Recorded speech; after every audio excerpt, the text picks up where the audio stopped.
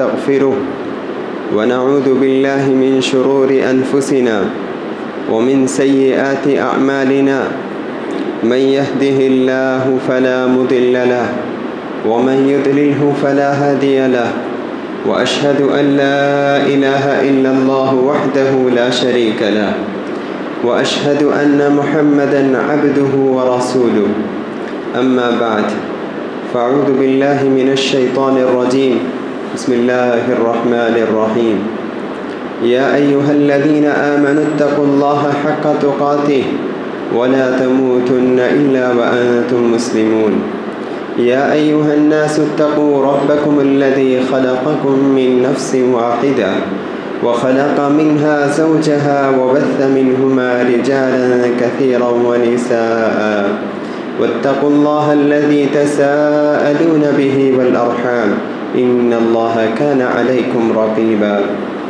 يا أيها الذين آمنوا اتقوا الله وقولوا قولا سديدا يصلح لكم أعمالكم ويغفر لكم ذنوبكم ومن يطع الله ورسوله فقد فاز فوزا عظيما أما بعد فإن أصدق الحديث كتاب الله وخير الهدي هدي محمد صلى الله عليه وسلم وشر الأمور محدثاتها وكل محدثة بدعة وكل بدعة ضلالة وكل ضلالة في النار أعوذ بالله السميع العليم من الشيطان الرجيم من همزه ونفخه ونفثه بسم الله الرحمن الرحيم وقل رب زدني علما.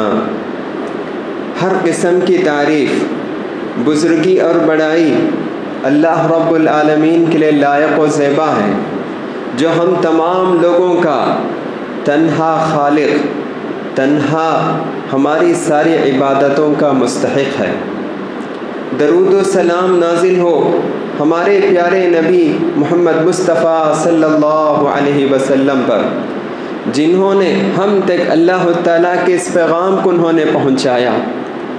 اللہ تعالیٰ کی رحمتیں نازل ہو تمام صحابہ اکرام رضی اللہ عنہم اجمعین پر، جنہوں نے نبی کریم صلی اللہ علیہ وسلم کے ساتھ ساتھ انہوں نے اس دین کے پیغام کو ساری دنیا میں پھیلا دیا۔ محترم بزرگوں، دوستوں، پیارے بچوں اور میری معزز اسلامی ماؤں اور بہنوں، اللہ تعالیٰ کی حمد و ثنا بیان کرنے کے بعد اور نبی کریم صلی اللہ علیہ وسلم پر درود و سلام بھیجنے کے بعد میں نے قرآن مجید کی سورہ طٰہٰ کی ایک بہت ہی مشہور اور معروف آیت میں نے آپ لوگوں کے سامنے پڑھی ہے۔ اس آیت کریمہ میں اللہ تعالیٰ نبی کریم صلی اللہ علیہ وسلم سے مخاطب ہو کر کہتا ہے وَقُلْ رَبِّ، اے نبی آپ کہیے ربی زدنی علما، کہ اے اللہ میرے علم میں اضافہ فرما، میرے علم کو زیادہ کر، میرے علم کو اور بڑھا دے۔ محترم حضرات اور خواتین اسلام، اس آیت کریمہ سے ہمیں یہ بات معلوم ہوتی ہے کہ اللہ تعالیٰ اپنے چہیتے اور پیارے نبی محمد صلی اللہ علیہ وسلم کو یہ دعا سکھاتا ہے کہ اے نبی آپ ہمیشہ اللہ سے مانگیے، یہ مانگیے کہ اے اللہ مجھے زیادہ علم عطا فرما۔ دیکھیے اس آیت کی تفسیر میں مفسرین علماء کہتے ہیں کہ قرآن مجید میں اللہ تعالیٰ نے علم کے علاوہ کسی اور چیز میں زیادہ مانگنے کا اللہ تعالیٰ نے کہیں حکم نہیں دیا۔ کہیں اللہ نے یہ نہیں کہا کہ اے نبی اللہ سے زیادہ اولاد مانگو، مانگ سکتے ہیں لیکن اللہ نے حکم نہیں دیا۔ کہیں اللہ نے یہ حکم نہیں دیا کہ اللہ سے زیادہ پیسے مانگو، کہیں اللہ نے ہم کو یہ حکم نہیں دیا کہ اللہ سے زیادہ عہدہ اور منصب مانگو۔ کہیں اللہ تعالیٰ نے اس طرح کی چیزوں کا اللہ نے زیادہ مانگنے کا حکم نہیں دیا، لیکن جائز تو ہے کہ ہم اللہ سے پیسے مانگ سکتے ہیں، عہدے مانگ سکتے ہیں، جو چاہیں ہم اللہ سے جتنا چاہیں ہم اللہ سے مانگ سکتے ہیں۔ لیکن اللہ نے اپنے چہیتے اور پیارے نبی سے مخاطب ہو کر کہتا ہے کہ اے نبی اپنے رب سے، اپنے رب العالمین سے، خالق السماوات والارض سے جو چیز تمہیں زیادہ مانگنا چاہیے وہ ہے علم، اللہ سے مانگو کہ زیادہ علم مجھے عطا فرما، میرے علم میں اضافہ فرما۔ سبحان اللہ، اس آیت کریمہ سے ہم علم کی اہمیت اور اس کی فضیلت ہمیں معلوم ہوتی ہے۔ کیوں اللہ تعالیٰ نے علم کو زیادہ مانگنے کا اللہ نے ہم کو حکم دیا ہے؟ کیوں؟ اس لیے کہ علم ایک ایسا جوہر اور موتی ہے جس کی وجہ سے ہم اللہ کو پہچان سکتے ہیں، جس کی وجہ سے ہم رسول اللہ صلی اللہ علیہ وسلم کی سنت کو ہم جان سکتے ہیں، جس کی وجہ سے ہم حق اور باطل میں تمیز پیدا کر سکتے ہیں۔ علم وہ جوہر ہے، وہ کمال ہے جس کی وجہ سے ہم حلال اور حرام میں تمیز کر سکتے ہیں۔ علم وہ عطیہ ہے، علم وہ انعام ہے جس کی وجہ سے ہم بڑوں کا احترام کر سکتے ہیں، چھوٹوں پر شفقت کر سکتے ہیں۔ محترم حضرات، میں نے کیوں یہ آیت پڑھی ہے اس کا اندازہ اب سب لوگوں کو ہو گیا ہوگا۔ کل ہی پہلا دن تھا جس میں +2 کا رزلٹ آیا تھا، اور تمل ناڈو کے بارے میں بتایا جاتا ہے کہ گزشتہ سالوں کے مقابلے میں اس مرتبہ تھوڑا سا +2 کا رزلٹ بہتر رہا ہے۔ 95% آیا ہے رزلٹ، اور اس گزشتہ سال کے مقابلے میں 93 92 اس طرح ہوتا تھا، لیکن ابھی جو ہے الحمدللہ اللہ تعالیٰ کے فضل اور اس کے کرم سے تمل ناڈو کے جو +2 کا جو رزلٹ آیا ہے وہ 95% ہے۔ تو میں سارے طلباء کے حق میں اور سارے طلباء جو پاس ہونے والے ہیں اور جو بھی کچھ ناکام ہو گئے، میں سارے والدین کے حق میں مبارکبادی پیش کرتا ہوں کہ یہ ہمارے بچوں کی کامیابی دیش کی کامیابی ہے، قوم کی کامیابی ہے، ملت کی کامیابی ہے، جماعت کی کامیابی ہے، جمعیت کی کامیابی ہے۔ واقعی ایک ایسا دن ہے کہ جس میں ہمارے بچوں نے یہ شاندار کامیابی انہوں نے حاصل کی ہے۔ محترم حضرات، یہ دن ایسا دن ہے کہ ہمیں سنجیدہ طریقے سے غور کرنے کا دن ہے کہ ہم تعلیمی میدان میں کہاں ہیں، اس پہ ہمیں غور کرنے کی بہت زیادہ ضرورت ہے، کیونکہ ہم دیکھتے ہیں کہ ہماری اصل جو راز، ہماری جو ترقی کا جو راز ہے وہ اسی علم میں ہے کہ ہم علم کے میدان میں کہاں ہیں، یہ ہمیں دیکھنے کی ضرورت ہے۔ 95% جو ہے پاس پرسنٹیج بتاتے ہیں، لیکن اس میں ہمارے مسلمان بچے اور بچیوں کا کیا حال ہے، انہوں نے اس امتحان میں انہوں نے کامیابی حاصل کی ہے، اس پر بھی ہمیں غور کرنے کی ضرورت ہے۔ اور اگر ہمیں کچھ کمی نظر آئے تو اس کمی کو ہم کیسے پورا کر سکتے ہیں، اس پر ہمیں غور کرنے کی ضرورت ہے۔ دیکھیے، علم ہی ایک ایسی چیز ہے جس کی وجہ سے ہم کامیاب ہو سکتے ہیں۔ علم کے بغیر ہم کامیاب نہیں ہو سکتے ہیں۔ دیکھیے، اگر علم نہ ہو تو انسان جاہل کہلاتا ہے۔ انسان جاہل ہے، جو آدمی جاہل ہے اور اس کے پاس پیسے ہوں، منصب ہوں، سب کچھ بھی ہوں، لیکن پھر بھی اس کا کوئی اعتبار نہیں ہوتا ہے۔ لیکن اس کے مقابلے میں اگر کوئی آدمی اس کے پاس علم ہے لیکن پھر بھی اگر دولت نہ بھی ہو تو لوگ اس کا احترام کرتے ہیں، اللہ کے پاس بھی اس کا بہت بڑا مقام ہے۔ قرآن اور حدیث میں جب ہم مطالعہ کرتے ہیں تو ہمیں معلوم ہوتا ہے کہ علم کی بڑی اہمیت دین اسلام میں بیان کی گئی ہے۔ علم کی بڑی اہمیت ہے، یہی سب کچھ کامیابی کا اصل راز ہے۔ دنیا میں بھی اور آخرت میں اگر ہم کامیاب ہونا چاہتے ہیں تو یہی ہماری کامیابی کا راز۔ قرآن مجید سب سے آخری کتاب ہے جس کو اللہ تعالیٰ نے لوگوں کی ہدایت کے لیے نازل کیا۔ قرآن مجید جب نازل ہو رہا تھا تو اس وقت عرب معاشرے میں بہت ساری برائیاں عام تھی، فحاشیت عام تھی، عریانیت عام تھی، زناکاری، شراب نوشی، جوا، بہت ساری برائیاں۔ معمولی بات پر جنگ چھڑ جاتی تھی، معمولی باتوں پر، اور یہ جنگ برسوں جاری رہتی تھی۔ جیسا کہ سیرت لکھنے والے لکھتے ہیں کہ عرب کا معاشرہ کیسا تھا قرآن مجید جب نازل ہو رہا تھا، کہ معمولی بات پر جنگ چھڑ جاتی تھی اور برسوں تک لڑتے تھے۔ یہ ایک جنگ صرف اس وجہ سے ہوئی کہ گھوڑ کے مقابلے میں ایک آدمی کا گھوڑا آگے بڑھ گیا اور دوسرے آدمی کا گھوڑا پیچھے ہو گیا۔ یہ تو کھیل ہے، کوئی بات ہی نہیں، لیکن اس پر بھی جنگ چھڑ گئی اور 40 سال تک جنگ چلتی رہی۔ سبحان اللہ، اتنا بدو قوم تھی عرب کی قوم جب قرآن مجید نازل ہو رہا تھا۔ صرف یہی نہیں، حد تو یہ ہے کہ کعبے کا ننگے طواف کرتے تھے، کوئی لباس نہیں، ننگے کعبے کا طواف کرتے تھے۔ اس روئے زمین پر اگر کوئی مقدس مقام ہے تو وہ کعبۃ اللہ ہے۔ پیارے نبی صلی اللہ علیہ وسلم نے کعبے کی طرف رخ کر کے پیشاب کرنے سے بھی آپ نے منع کیا، کہ پیشاب بھی نہ کرو اور کعبے کی طرف پیٹ بھی نہ کرو پیشاب کرتے وقت، اتنا اس کا احترام ہے۔ لیکن اللہ کے عرب کا معاشرہ ننگے ہو کر کعبہ کا طواف کرتے تھے، اور وہ یہ کہتے تھے کہ ہم لباس پہن کر گناہ کرتے ہیں، تو ہمیں شرم آتی ہے کہ ہم کیسے اسی لباس پہن کر کعبے کا طواف کریں، تو اسی لیے وہ سارے کپڑے اتار دیتے اور کعبے کا ننگے طواف کرتے تھے۔ اللہ تعالیٰ ان سب کے بارے میں قرآن مجید میں سب سے پہلی آیت نازل نہیں کیا۔ سب سے پہلی آیت جو اللہ نے نازل کی وہ ننگے طواف نہ کرو یہ نازل نہیں کیا، یہ نازل نہیں کیا کہ زناکاری بدکاری سے دور رہو، شراب سے دور رہو، یہ نازل نہیں کیا۔ سب سے پہلے جو قرآن مجید کی جو آیت نازل ہوئی غار حرا میں وہ ہے اقرأ بسم ربک الذی خلق، کہ جبریل علیہ السلام آتے ہیں، اللہ کے رسول سے ملتے ہیں، دبوچتے ہیں، کہتے ہیں کہ پڑھو۔ پیارے نبی کہتے ہیں کہ مجھے پڑھنے نہیں آتا ہے، میں پڑھنے والا نہیں ہوں، پھر دبوچتے ہیں۔ تو اسی طرح تیسری مرتبہ پیارے نبی صلی اللہ علیہ وسلم آیت پڑھتے ہیں، تو سب سے پہلی آیت یہ ہے اقرأ بسم ربک الذی خلق، کہ اے نبی آپ اپنے رب کے نام سے پڑھو جس نے پیدا کیا۔ اقرأ بسم ربک الذی خلق، خلق الانسان من علق، جس نے انسان کو خون کے لوتھڑے سے پیدا کیا، خلق الانسان من علق، اقرأ وربک الاکرم، پڑھو تمہارا رب بہت ہی معزز ہے، بزرگی والا ہے۔ الذي خلق الانسان من علق اقرأ وربك الاکرم الذي علم بالقلم، جس نے انسان کو قلم سے سکھایا اور وہ چیز سکھایا جو وہ نہیں جانتا تھا۔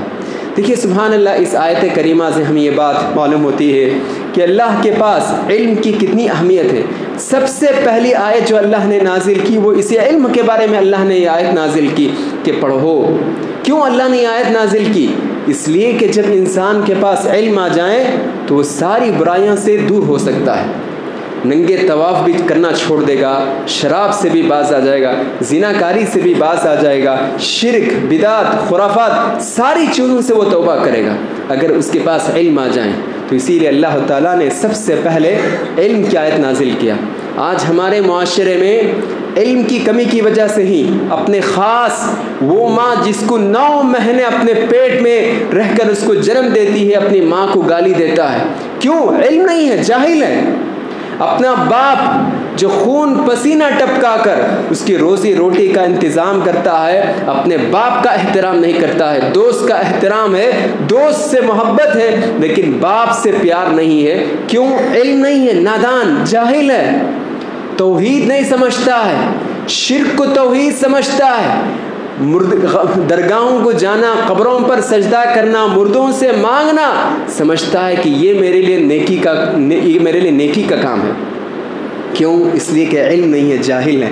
تو علم نہ ہونا یہ سب سے ساری برائیوں کی اصل جڑ ہے۔ تو اسی لیے اللہ تعالیٰ نے قرآن مجید میں آیت نازل کی کہ سب سے پہلے پڑھنا چاہیے، پڑھنے سے ساری برائیوں کا خاتمہ ہو سکتا ہے۔ دیکھیے اور ایک آیت میں اللہ تعالیٰ کہتا ہے قُلْ هَلْ يَسْتَوِي الَّذِينَ يَعْلَمُونَ وَالَّذِينَ لَا يَعْلَمُونَ إِنَّمَا يَتَذَكَّرُ أُولُو الْأَلْبَابِ، کہ اے نبی آپ کہیے کہ جو جاننے والے ہیں اور نہیں جاننے والے ہیں کیا دونوں برابر ہو سکتے ہیں؟ ہرگز نہیں۔ ایک آدمی زندہ ہے اور ایک آدمی مردہ ہے، دونوں برابر ہیں؟ تاریکی ہے روشنی ہے، کیا دونوں برابر ہیں؟ ہرگز برابر نہیں۔ بالکل ایسے جس طرح زندہ اور مردہ برابر نہیں ہو سکتا ہے، روشنی اور تاریکی برابر نہیں ہو سکتی ہے، اسی طرح علم والا اور جاہل آدمی دونوں برابر نہیں ہو سکتے ہیں، دونوں کے درمیان زمین و آسمان کا فرق ہے۔ سبحان اللہ، اس حدیث سے ہم کتنی علم کی اہمیت اور فضیلت کا ہم اندازہ لگا سکتے ہیں۔ یہی نہیں، پیارے نبی صلی اللہ علیہ وسلم ایک حدیث میں فرماتے ہیں لا حسد کرنا جائز نہیں، یعنی رش کرنا جائز نہیں ہے۔ رش کر سکتے ہیں، اگر رش کرنا ہی ہے تو 2 چیزوں میں ہم رش کر سکتے ہیں۔ دیکھیے ہم کسی کو دیکھ کر کہتے ہیں کہ ماشاءاللہ کتنا بڑا بنگلہ ہے، کہ مجھے پاس بھی اتنا بڑا بنگلہ ہو تو کتنا اچھا ہوگا۔ کسی کے پاس اگر مرسیڈیز کار ہے یا کوئی اور قیمتی کار ہے ہم دیکھتے ہیں تو تمنا کرتے ہیں کہ ایسے کار ہمیں بھی نصیب ہو۔ تو اللہ کے رسول کہتے ہیں کہ یہ سب چیزیں ہیں جس میں رش کرنے کی ضرورت نہیں۔ 2 چیزیں ہیں جس میں انسان رش کرنا چاہیے۔ پہلی چیز یہ ہے کہ آدمی کو اللہ نے مال دیا ہے اور اس آدمی کو اللہ تعالیٰ اللہ کے راستے میں وہ مال کو خرچ کرتا ہے، تو ایسے آدمی کو دیکھ کر رش کرو، ماشاء اللہ اللہ مال بھی دیا ہے اور نیکی اور بھلائی کے راستے میں خرچ بھی کرتا ہے، ایسے آدمی کو دیکھ کر رش کرو۔ اور دوسرا آپ نے کہا کہ وہ آدمی اللہ نے جس کو علم دیا ہے، حکمت عطا کیا ہے، اس حکمت کے ذریعے سے لوگوں کو سکھاتا ہے، سمجھاتا ہے، تو ایسے آدمی کو دیکھ کر رش کرو، سبحان اللہ کیسا آدمی ہے کہ اللہ نے اس کو علم کی دولت سے نوازا ہے اور وہ دولت کو لوگوں کے لیے خرچ کرتا، ایسے آدمی کو دیکھ کر رش کرو۔ تو سبحان اللہ ہم دیکھ سکتے ہیں کہ قرآن اور حدیث میں علم کی اہمیت پر بہت زیادہ زور دیا گیا ہے۔ علم ہی کامیابی کا راز ہے۔ دیکھیے تاریخ اسلام، جب اسلامی تاریخ کا جب ہم مطالعہ کرتے ہیں تو ہمیں معلوم ہوتا ہے کہ اسلام کی سب سے پہلی جنگ غزوہ بدر ہے۔ بدر کی جنگ سب سے پہلی جنگ ہے جب مسلمان اور مشرکوں سے لڑائی ہوئی تھی۔ مسلمان اس میں 313 یا اس سے کچھ زیادہ تھے اور کوئی زیادہ ہتھیار نہیں، اور اس کے مقابل میں مشرکین ہزاروں کی تعداد میں 1000 تھے اور ان کے پاس ہتھیار بھی تھے۔ تو بہرحال مسلمانوں کو اللہ تعالیٰ کامیابی عطا کرتا ہے اور 70 مشرکین قید ہوتے ہیں۔ اللہ کے رسول صلی اللہ علیہ وسلم صحابہ سے مشورہ کرتے ہیں کہ لوگ جو قید ہوئے ہیں ان کے ساتھ کیا برتاؤ کیا جائے۔ صحابہ مشورہ دیتے ہیں، کوئی کہتے ہیں کہ انہیں آزاد نہیں کرنا چاہیے، کوئی کہتے ہیں کہ انہیں فدیہ لے کر ان کو چھوڑ دیا جائے۔ تو آخرکار اللہ کے رسول صلی اللہ علیہ وسلم یہ مشورہ پسند کرتے ہیں کہ ان سے فدیہ لے کر ان کو چھوڑ دیا جائے۔ تو آپ فدیہ مقرر کرتے ہیں، کسی کو 4000 3000 بہرحال اس طرح کچھ فدیہ مقرر کرتے ہیں اور ان سے فدیہ لے کر ان کو آزاد کر دیتے تھے۔ اس میں کچھ مشرکین ایسے بھی تھے جن کے پاس پیسے نہیں تھے لیکن پڑھے لکھے لوگ تھے، تو اللہ کے رسول نے ان کا فدیہ یہ مقرر کیا کہ تم انصار کے 10 بچوں کو لکھنا پڑھنا سکھا دو، یہی تمہارا فدیہ ہے اور تم اس کے بعد تم آزاد ہو سکتے ہو۔ دیکھیے پڑھانے والے کون ہیں؟ دشمن ہیں جو جنگ میں مسلمانوں کے خلاف لڑنے کے لیے آئے تھے، اور طلبہ صحابہ کے بچے ہیں۔ ایک دشمن صحابہ کے بچے کو پڑھاتے ہیں۔ دیکھیے اسلام میں کتنی وسعت ہے کہ اگر کوئی ایسا آدمی بھی ہے جو دشمن ہے آپ کا لیکن وہی پڑھا سکتا ہے تو وہ بھی جائز ہے۔ تو غیر مسلم اساتذہ بھی مسلمان بچوں کو پڑھا سکتے ہیں، اس سے علماء نے استنباط کیا ہے۔ اس سے ہم علم کی اہمیت کا اندازہ لگا سکتے ہیں۔ محترم حضرات، قوم کی تاریخ جب ہم مطالعہ کرتے ہیں، بہت سارے قوموں کی ترقی کا راز ہم معلوم کرتے ہیں، کیسے یہ لوگ ترقی کیے۔ جب ہم معلوم کرتے ہیں تو ہمیں معلوم ہوتا ہے کہ قوموں کی ترقی کا راز علم ہے۔ جو قوم علم کے میدان میں محنت کی، اپنا جوہر دکھایا، اپنا کمال دکھایا، اللہ نے ان کو کامیابی عطا کیا۔ یہودی جوس جو ہم کہتے ہیں کہ اسرائیل میں ہے، ان کا پرسنٹیج اگر ساری دنیا میں اگر ہم ان کا پرسنٹیج ہم دیکھتے ہیں تو 0.2% ہے، 0.2%، اور مسلمان دنیا میں 25% ہیں۔ ان کا کہتے ہیں کہ 7 ملین لوگ ہیں اور 0.2% یہودی ہیں۔ 1948 میں اسرائیل کو ایک افیشیل رسمی ملک قرار دیا جاتا ہے، اسرائیل۔ تو پھر اس کے بعد 1948 کے بعد کہا جاتا ہے کہ انہوں نے بہت محنت کی علم کے سلسلے میں۔ تو آج اسرائیل بھی علم کے مرکز میں سے ایک مرکز شمار کیا جاتا ہے۔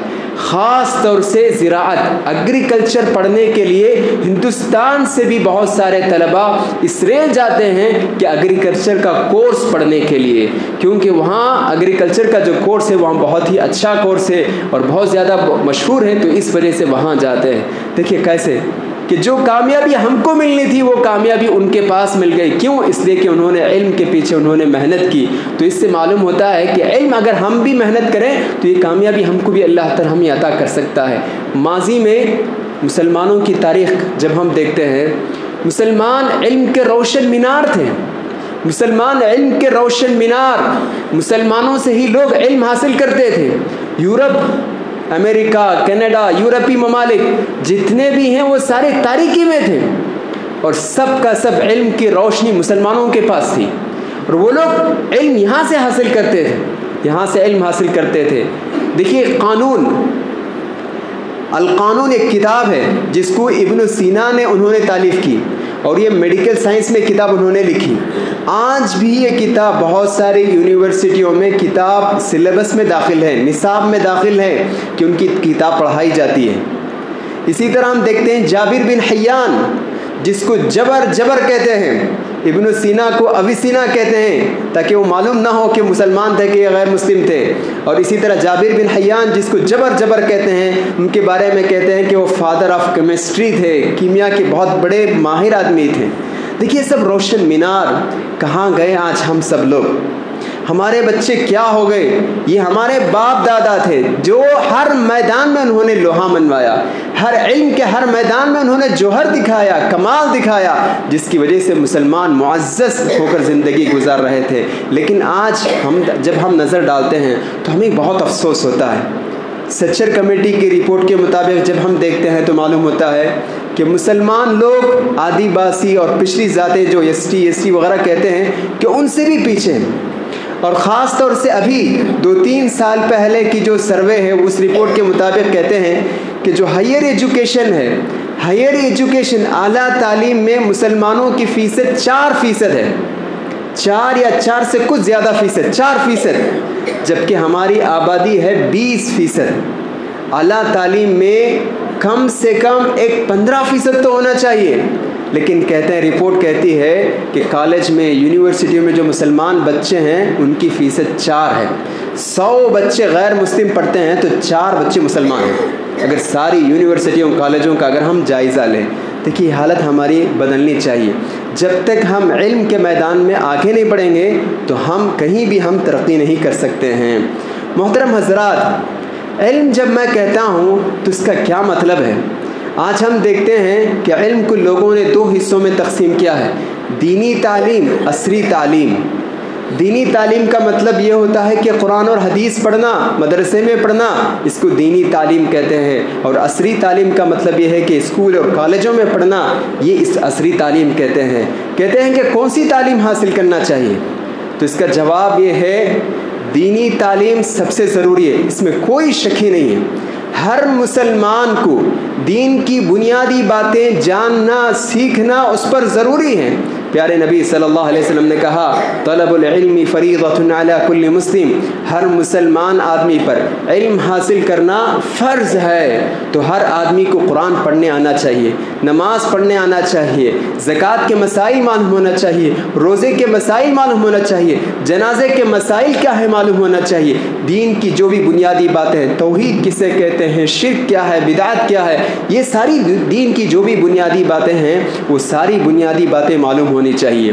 یہ ضروری ہے، چاہے وہ مرد ہو کہ عورت. ہاں، بنیادی تعلیم سے بھی زیادہ اگر پڑھنا چاہتے ہیں تو بہت ہی نور علی نور ہے، لیکن کم سے کم یہ بنیادی تعلیم حاصل کرنا ہر مسلمان کے لیے ضروری ہے. میں سمجھتا ہوں کہ چند مہینے پہلے یا چند سال پہلے ایک آدمی فون کرتے ہیں اور کہتے ہیں کہ والد صاحب کا انتقال ہو گیا، جنازہ نماز کیسے پڑھانا چاہیے. دیکھیے ان کی عمر خود کتنی زیادہ ہے اور جنازہ نماز کیسے پڑھانا چاہیے، دعا کیا پڑھنا چاہیے نہیں معلوم، جبکہ وہ ڈگری ہولڈر ہیں. تو یہ نہیں ہے. دینی تعلیم بہت ضروری ہے.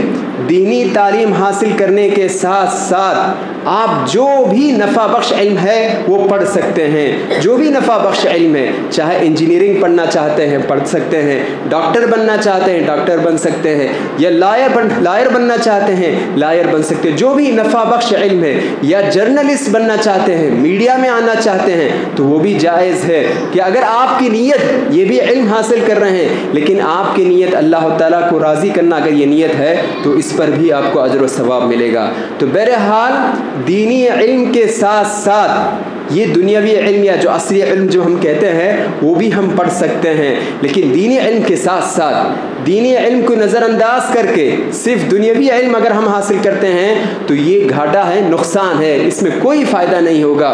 جب آپ کی زندگی ختم ہو جائے گی اور قبر میں دفن کر دیے جائیں گے تو آپ سے جو سوال ہوگا اسی علم کے بارے میں سوال ہوگا کہ اللہ کون ہے، نبی کون ہے، آپ کا دین کیا ہے. جب آپ علم ہی حاصل نہیں کیے ہیں تو ان سارے سوالات کے جوابات آپ کیسے دے سکتے ہیں. تو اس لیے علم دین سے کوئی سمجھوتا نہیں. علم دین حاصل کرنے کے ساتھ ساتھ جو بھی نفع بخش علم ہے اس کو علم حاصل کر سکتے ہیں. اب ہم کیا کرنا چاہیے؟ دینی علم کے لیے ہر مسجد میں ہر ذمہ دار مکتب قائم کرنا چاہیے، اور یہ مکتب نام کے واسطے نہیں ہونا چاہیے، پوری طرح افیکٹو ہونا چاہیے، مؤثر ہونا چاہیے کہ بچوں کو قرآن پڑھائیں، دین کی بنیادی تعلیم بھی سکھائیں، دعا یاد کرائیں، آداب اخلاق سب چیزیں اس میں سکھانا چاہیے۔ تو بچے اس میں صبح میں وہ اسکول اور کالج میں پڑھیں، اور شام کے وقت مغرب کے وقت وہ مکتب میں پڑھ کر دین کی تعلیم حاصل کریں۔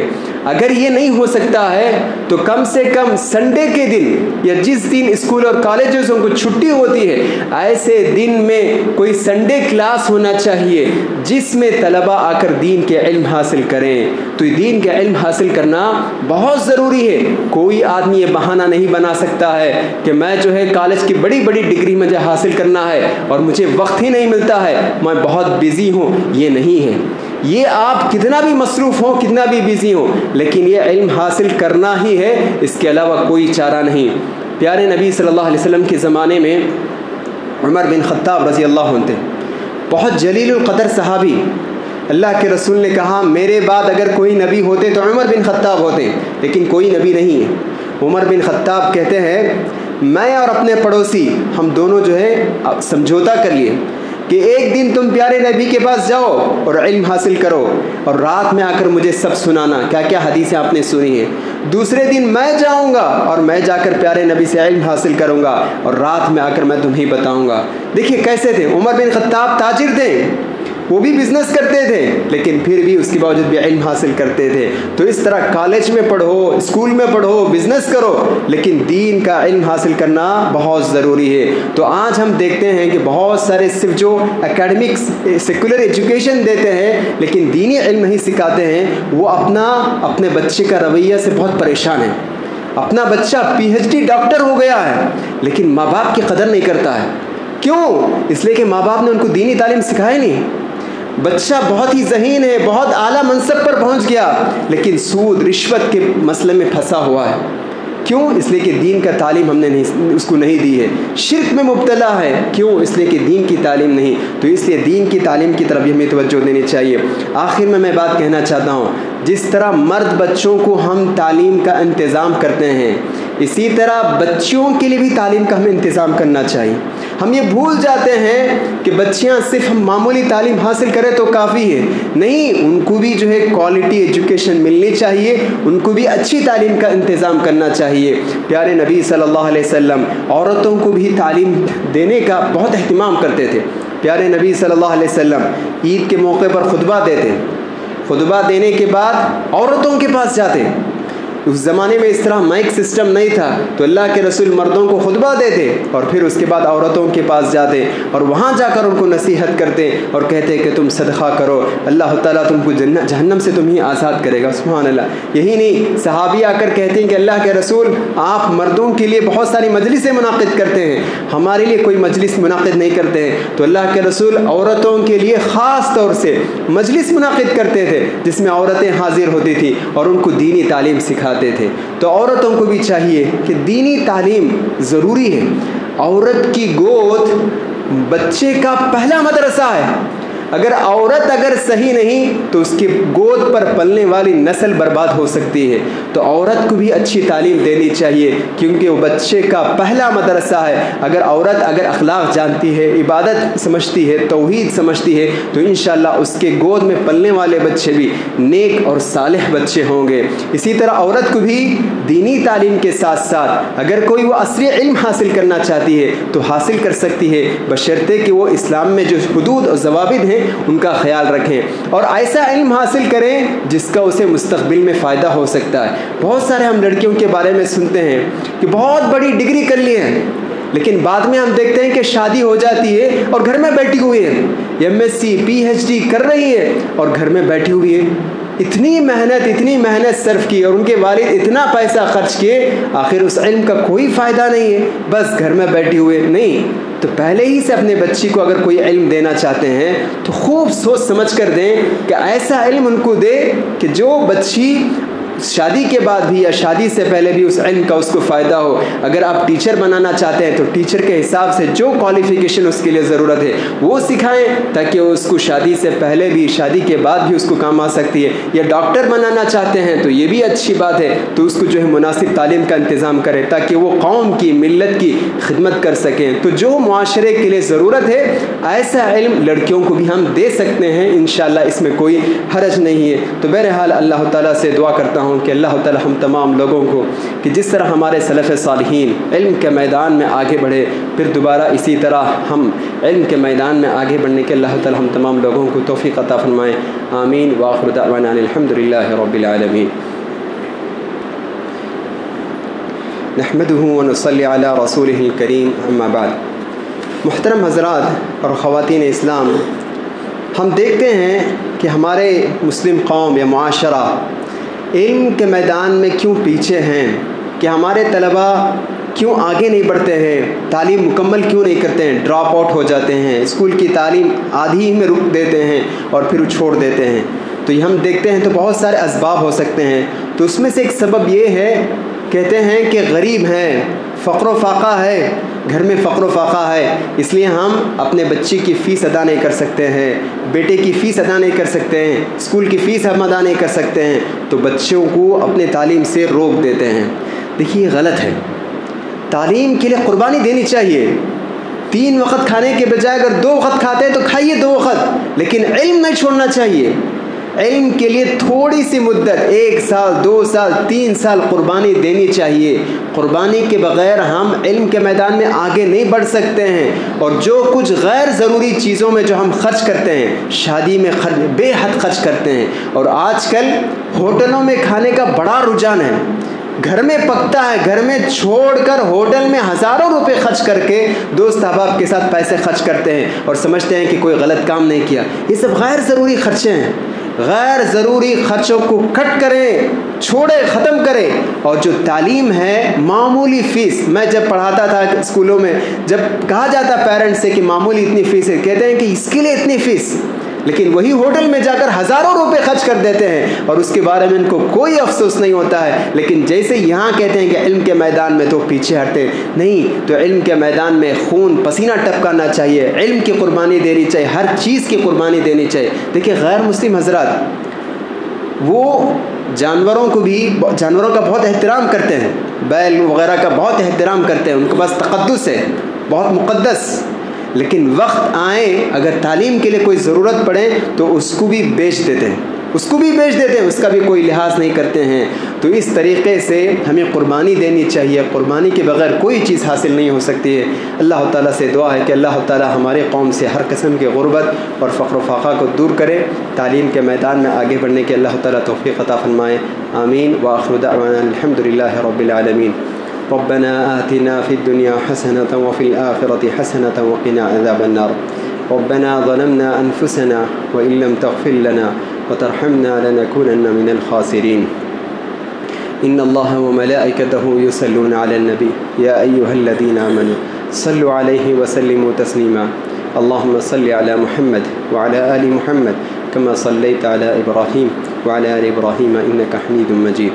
إن الله يأمر بالعدل والإحسان وإيتاء ذي القربى وينهى عن الفحشاء والمنكر والبغي يعظكم لعلكم تذكرون. اذكروا الله يذكركم ولذكر الله أعلى وعز وجل وأتم أكبر والله يعلم ما تصنعون.